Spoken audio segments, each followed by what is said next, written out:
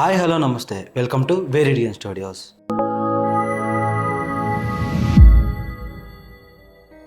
ఈరోజు మనం ఎంతో అద్భుతమైన విషయాల గురించి మాట్లాడుకుందాం. అవి చాలా ఇంట్రెస్టింగ్గా ఉండబోతున్నాయి, మీరైతే అస్సలు మిస్ చేయకండి. ఇది ఆస్ట్రేలియాలోనే ఎంతో మిస్టరీగా మిగిలిపోయిన ఒక కేసు. ఇది చాలా అద్భుతంగా ఉండబోతుంది. చూడండి, వాళ్ళకి ఒక శవం దొరికింది. ఇప్పటికీ 70 ఏళ్ళు దాటినా కానీ ఆ శవం ఎవరిది అనేది ఇంతవరకు ఐడెంటిఫై చేయలేదు. డిసెంబర్ 1, 1948 ఆస్ట్రేలియాలో సుమాటాక్ బీచ్ అనే దగ్గర ఒక శవం అయితే దొరికింది. అతను సూటు బూట్ వేసుకొని ఎంతో నీట్ గా డిగ్నిఫై లాగా ఉన్నాడు. ఇసుక మీద తల పెట్టుకొని పడుకున్నట్టుగా చనిపోయి ఉన్నాడు. పోలీసులు వచ్చి చెక్ చేస్తే తన పాకెట్ లో వాలెట్ లేదు, ఎటువంటి ఐడెంటిఫికల్ గా ఏమీ లేవు. తన బట్టల మీద ఉన్న ఐడెంటికల్ గా బ్రాండ్ ట్యాగ్స్ ఉంటాయి కదా, అవేవీ లేవు, మొత్తం కట్ చేసి ఉన్నాయి. జేబులో ఒక ట్రైన్ టికెట్, సగం తాగిన సిగరెట్ అండ్ ఒక చూయింగ్ గమ్ అయితే దొరికిందంట. పోస్ట్ మార్టం రిపోర్ట్ లో ఏం తెలిసిందంటే గుండె అయితే సడన్ గా ఆగిపోయిందని. అది దేని వల్ల ఆగిపోయింది అంటే పాయిజన్ వల్ల ఆగిపోయి ఉండొచ్చు అని డాక్టర్లు అయితే చెప్తున్నారు. కానీ అది ఏ పాయిజన్ అనేది డాక్టర్లకైతే అస్సలు అర్థం కాలేదు. కొన్ని నెలల తర్వాత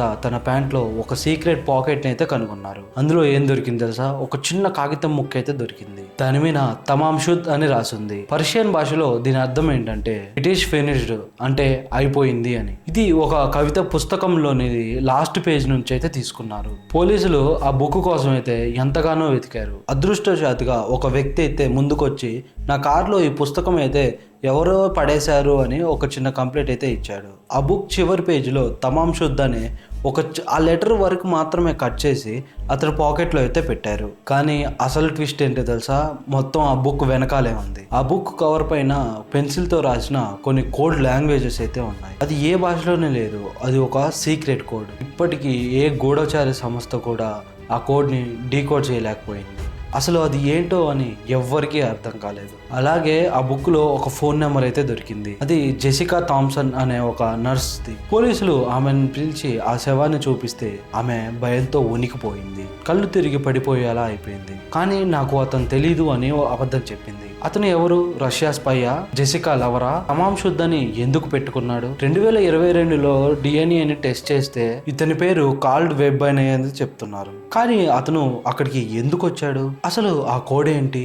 జెసికాకు అతనికి సంబంధం ఏంటి అనేది ఇప్పటికీ మిస్టరీలానే మిగిలిపోయింది. ఇది real life spy thrilling story. దీని గురించి ఏమనుకుంటున్నారో మీరైతే కామెంట్ సెక్షన్ లో కామెంట్ చేయండి. ఆటం బాంబ్ కంటే ముందే మన భూమిపై ఒక భారీ పేలుడు అయితే జరిగింది. ఇది 1908 జూన్ 13 అయితే జరిగింది. రష్యాలోని సైబీరియా ప్రాంతంలో ఉన్న ఒక అడవిలో అయితే పేలుడు జరిగింది. ఉదయం 7 గంటల సమయం. ఆకాశంలో సూర్యుడి కంటే ఎక్కువ వెలుగు వచ్చే ఏదో ఒక కాంతి కింద పడుతున్నట్టు కనిపించింది. మరుక్షణమే ఒక భారీ పేలుడు అయితే జరిగింది. రెండో ప్రపంచ యుద్ధంలో వాడిన బాంబుల కంటే అది ఎంతో చాలా పెద్దది. ఆ శబ్దానికి 60 కిలోమీటర్ల దూరంలో ఉన్న ఇళ్ళ కిటికీలు పగిలిపోయాయి. ఆ షాక్ వేవ్ కి మనుషులు గాల్లో ఎగిరిపడ్డారు. ఆ పేలుడు వల్ల కూడా ఎంతో దూరంలో ఉన్న వాళ్ళకు కూడా చర్మం కాలినట్టుగా అనిపించింది. ఈ పేలుడు తాలూకా స్పెసిఫిక్ వేవ్స్ అయితే ఉంటాయో లండన్ వరకు చేరుకున్నాయి. విచిత్రమైన విషయం ఏంటంటే ఈ పేలుడు జరిగింది ఒక దట్టమైన అడవి కారణంతో అక్కడికి వెళ్ళడానికి ఎవరికి ధైర్యం సరిపోలేదు. 1927లో రియోనిక్ లోడిల్ అనే ఒక సైంటిస్ట్ అయితే వెళ్ళాడు. అక్కడ దృశ్యం చూసి అతనైతే షాక్ అయ్యాడు. దాదాపు 2050 చదరపు కిలోమీటర్ల వరకు కూడా ఏకంగా 8 కోట్ల చెట్టు వరకు అయితే కూలిపోయాయి. అన్నీ కూడా ఒకే దిశలో అయితే పడిపోయి ఉన్నాయి. కానీ ఒక్క మధ్యలో చెట్టు మాత్రం ఆకులు రాలిపోయినట్టుగా అలానే ఉండిపోయింది. కానీ అసలు మిస్టరీ ఏంటంటే సాధారణంగా ఆకాశం నుంచి ఏదైనా రాయి పడితే అక్కడ ఎంతో పెద్ద గొయ్యి లాంటిది ఏదైనా పడాలి కదా, కానీ అక్కడ ఎలాంటి గొయ్యి ఏంటి ఏ ఆనవాలు లేవు. పైనుంచి ఏదో రాయి పడ్డా దాని ముక్కలు కూడా దొరకలేదు. మరి ఆ రోజు పేలిందేంటి? కొంతమంది ఏమంటున్నారంటే ఏలియన్ స్పేస్ షిప్ అయితే పేలిపోయింది అని అంటున్నారు. కొంతమంది బ్లాక్ హోల్ భూమిని ఢీకొట్టింది అని అయితే అన్నారు. కానీ చాలా మంది నికోలా టెస్లా ప్రయోగం అయితే విఫలమైందని అయితే అన్నారు. శాస్త్రవేత్తల ప్రకారం అది ఒక పెద్ద ఉల్క, అదే తెలుగులో చెప్పుకుంటే తోకచుక్క. అది భూమి నుంచి 5 నుంచి 10 కిలోమీటర్ల లోపు దగ్గరికి రాగానే అది పేలిపోయింది. ఆ ప్రెజర్ కి అక్కడ ఉన్న చెట్లన్నీ పడిపోయాయి. కానీ నేల మీద ఒక్క రాయి కూడా పడలేదు.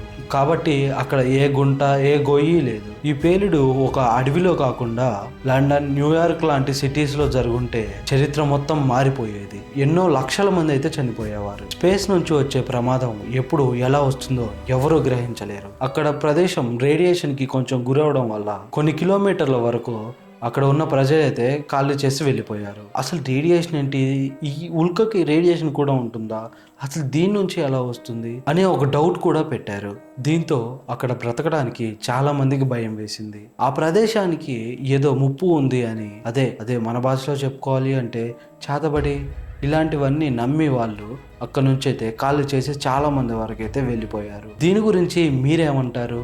స్పేస్లో జరిగే ఎన్నో అద్భుతాల్లో ఇది ఒకటి నిలిచిపోయింది అని అనుకోవచ్చు. దీనిపై మీ ఒపీనియన్ ఏంటో కామెంట్ సెక్షన్లో కామెంట్ చేయండి. ఇంతవరకు చూసారంటే మీకు ఈ వీడియో తప్పకుండా నచ్చిందని అనుకుంటున్నాను. అండ్ సబ్స్క్రైబ్ చేసుకోకుండా మాత్రం అస్సలు వెళ్ళకండి. ఇంకొక ఇంట్రెస్టింగ్ వీడియోతో మళ్ళీ మీ ముందుకు వస్తాను.